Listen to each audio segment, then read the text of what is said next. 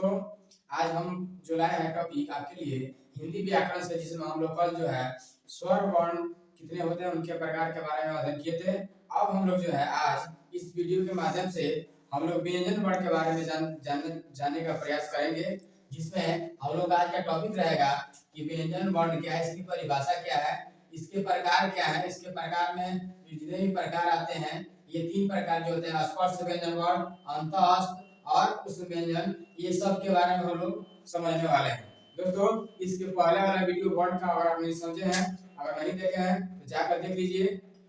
एक और चीज आपको बता दें, जैसे कि हमेशा आपको वीडियो में बताया जाता है कि जितने भी आपको बताया जाएगा उसका एक क्लीन पीडीएफ जो है इसको इसके डिस्क्रिप्शन में आपको डाउनलोड लिंक के जैसा एक लिंक रहेगा, वहां आप लिंक पर जाकर क्लिक कर और डाउनलोड कर सकते हैं। पहले डाउनलोड कर लीजिएगा तब वीडियो देखिएगा तब बेटर समझ में आएगा। चलिए दोस्तों अब वीडियो को शुरू करते हैं, जिसमें हम लोग का जो पहला टॉपिक रहेगा वो हो जाएगा व्यंजन की परिभाषा, ये व्यंजन वर्ण क्या है। ठीक है, तो दोस्तों जैसा कि इसके पहले वाले वीडियो में बताया गया था कि व्यंजन वर्ण वह वर्ण होता है जिसके उच्चारण में स्वर वर्ण की सहायता होती है।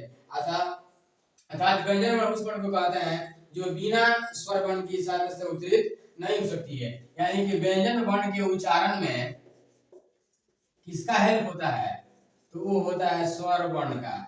स्वर वर्ण का क्या होता है, हेल्प होता है। ठीक है, यानी कि बिना स्वर वर्ण के सदस्य इसका उच्चारण नहीं हो सकता है। जैसे क बोलना है तो आपको अ बोलना ही पड़ेगा, म बोलना है तो इसमें अ छुपा हुआ है और बोलना ही पड़ेगा।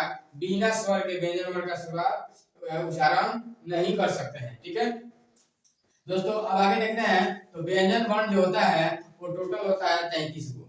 ठीक है, इसमें अगर हम लोग ध्यान से देखें 33 होता है। ठीक है, इसमें अब इसके प्रकारों की बात करें कि इसके तीन प्रकार होते हैं। ठीक है, अब तीन प्रकार में आपका पहला हो जाता है स्पर्श व्यंजन, उसके बाद होता है अंतःस्थ और तीसरा हो जाता है उष्म व्यंजन। ठीक है, अब स्पर्श व्यंजन जो होता है ये होता है 25 को और अंतःस्थ जो होता है वो 4 होता है और उष्म व्यंजन जो होता है यह 4 होता है। ठीक है, तो इस हिसाब से 25 अच्छा 29 29 4 33 टोटल आपके 33 व्यंजन वर्ण जो होते हैं वो होते हैं। अब टोटल व्यंजन वर्ण को हम लोग तीन पार्ट में पढ़ेंगे, इसके तीन पार्ट में समझेंगे। इसके तीन पार्ट कौन कौन होते हैं आपको यहाँ जो है बता दिया गया है, और कौन से पार्ट में कितने वर्ण होते हैं ये भी आपको जो बता दिया गया है कि स्पर्श व्यंजन जो होते हैं उसमें 25 वर्ण होते हैं, अंतःस्थ में जो होते हैं वो 4 वर्ण होते हैं और उष्म व्यंजन जो होते हैं उसमें भी 4 होते हैं। ठीक है, तो इन सभी प्रकारों को पढ़ने से पहले एक बार और हम लोग देख लेते हैं व्यंजन वर्ण की परिभाषा।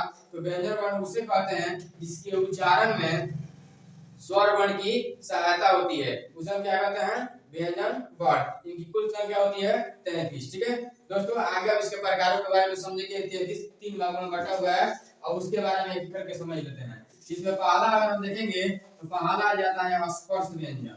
ठीक है, स्पर्श जो है स्पर्श व्यंजन वर्ण जो है यह जो है इसका जो उच्चारण होता है वो ज्ञानेंद्रियों से होता है। व्यंजन जैसे तालु, मुर्दा, कंठ इस सब मिलाकर इसमें तालु का प्रयोग होता है, मुर्दा का भी हो जाएगा,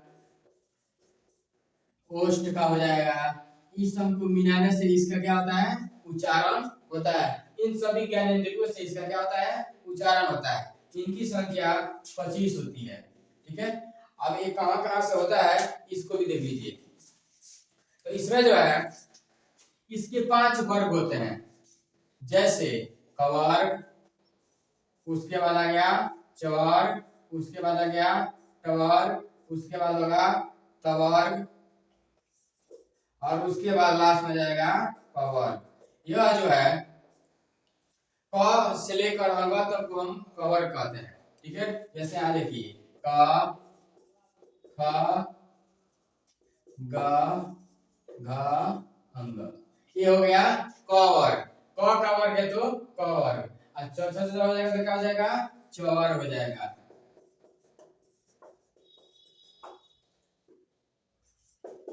ठ ड ढ ण त थ द ध न प फ ब भ म।